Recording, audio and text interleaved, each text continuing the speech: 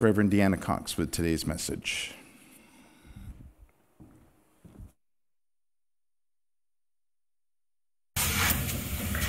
John's gospel is dramatically different from the others. In it, Jesus does not teach in parables or perform miracles. Instead, he performs signs that help prove that he is God's divine Son. But even the signs aren't nearly as important as the lengthy discourse that follows explaining them. John's gospel starts out with, "In the beginning was the Word. The Word was with God. The Word was God." Already some key features of this gospel are apparent in these three lines. "In the beginning" takes us back, to the beginning, to Genesis, and to God creating the world. That short phrase reminds us how God is in everything. The Word reminds us of Jesus and hammers home his connection to God, as Jesus is the Word made flesh. John's gospel really focuses on Jesus' divinity, and you will notice it referenced repeatedly. And there we have it. Repetition is another key feature in John's gospel. There are various words and phrases that are repeated throughout the entire book. And important points also get repeated at least 3 times for added emphasis.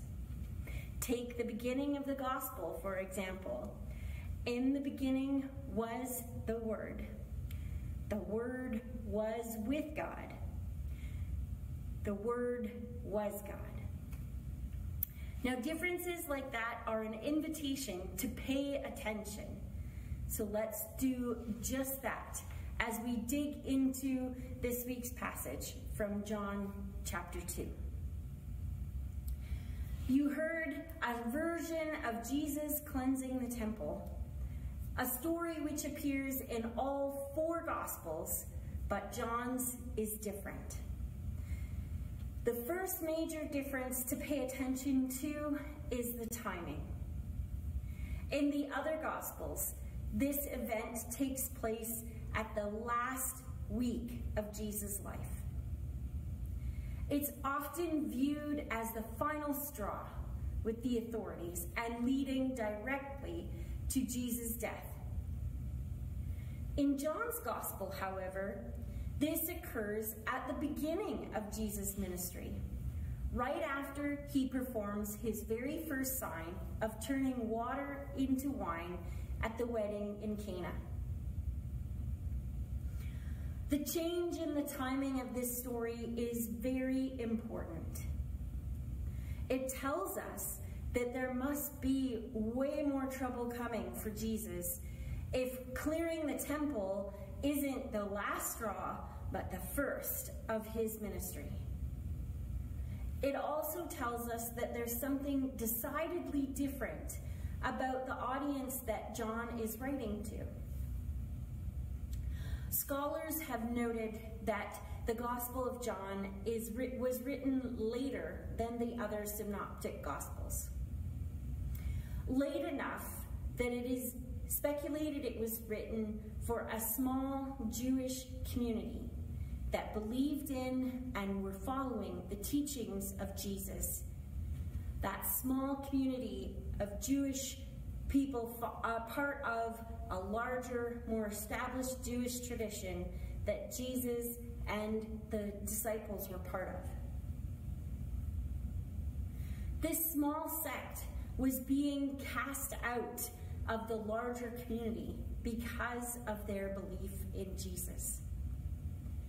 And this also explains why John's gospel often takes a harsh view of the Jewish authorities, because it was written to a Jewish community that was being persecuted by their own authorities and laws.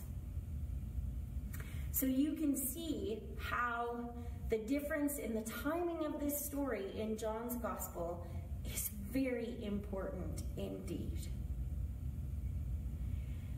Now, the second major difference to pay attention to is in what Jesus actually says when he clears the temple. In Matthew, Mark, and Luke, Jesus says something like, "My house shall be called a house of prayer, but you make it a den of robbers." In John's Gospel, he says, "Take these things out of here. You stop making my Father's house a marketplace." The first, Jesus is protesting the corruption and malpractice that he sees happening in the temple. In John, Jesus is protesting the very rituals and existence of the temple itself. You see, in Jewish tradition required the pilgrims to exchange their Roman coins for Jewish shekels. And those were then used to purchase an animal for sacrifice. The ability to do all of this, first, to travel to the temple, which was most often a very long journey, and then to have enough money to exchange and purchase the best sacrifice one could afford, was often something that only the very privileged could do. However, one's status within the faith, and thus they believed with God, was reflected and dependent on one's ability to perform these rituals and to do them well. Needless to say, these often ended up being barriers to God and to community for many good, faithful, and hardworking people. Jesus thought that this was wrong. He believed God's love was for everyone without condition, that God's love was completely 100% free.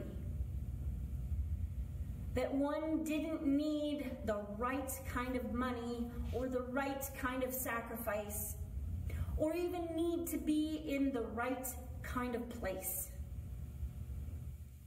Jesus saw the temple and its rituals as turning God's love into a marketplace for only the privileged to access. So Jesus got upset at this. He got angry and he protested by putting his belief into action. He chased the animals and the money changers out and called for a dismantling of the temple and its structures, a complete removal of barriers to God. Because Jesus believed that nothing should come between a believer and God. Sometimes the barriers between us and God are built by others, like the temple and the elaborate rituals that were developed by that community. And sometimes the barriers are within us, like a feeling of unworthiness or a need for reconciliation.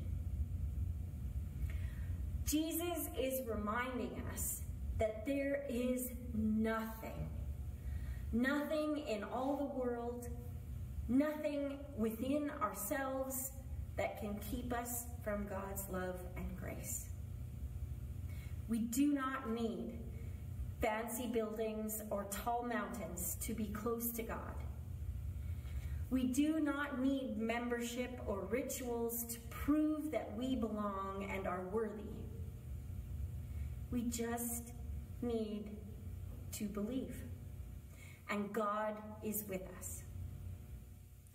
John reminds us that God is in everyone and everything. as close as our very breath. Now, to hear this, to hear that nothing stands in our way of a full relationship with God is absolutely amazing. But imagine how amazing it must have been for the people that John was writing to. People who had been cast out of their faith, out of their community. For them to hear that God's love was theirs without condition, and that it went with them regardless of whether they could access the temple or not, that news would have been positively transformational for their budding community, as life-giving as the promise of resurrection. Perhaps you may have experienced a time when you felt like an outcast from a dominant group. And maybe you remember what it felt like to be drawn in again to a loving community once more. This is what Jesus wants everyone to be able to experience and feel. Welcome, belonging, love, and grace. That is how we as children of God are called to travel through the wilderness of life, to greet the divine in each person and in all of creation with welcome, love, and grace. And to do that, we must also treat ourselves with the same love, care, and acceptance. We know that life can often be messy. You may be familiar with the reference to one's life as an iceberg, that the piece that people see is only the tip, and that there is a whole lot going on below the surface.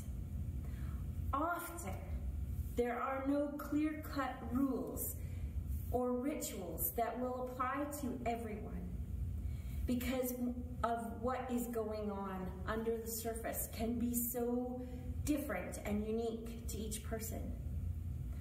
Unfortunately, often as we try and figure out that messiness, we don't realize the barriers that we are carrying or that we are building. Jesus reminds us to treat our bodies, our lives as a temple, and not just act or speak love and grace and acceptance of others when we are here in this temple, in this building, but everywhere we go, to carry Jesus with us in all that we say and do. Now, I don't know if you've ever experienced, but sometimes Sunday schools will send a flat Jesus with the kids over the summer break to remind them that Jesus travels with them wherever they go. Maybe it's a photocopied sheet or a plastic one. But you know, I think that we should all have a Jesus to carry with us, to remind us that that's how we are called to travel through the wilderness of life. To carry with us Jesus, the Word made flesh, to journey with us and hear our every word and attend to our every action. That, friends, is how we are called to travel. May it be so. Amen.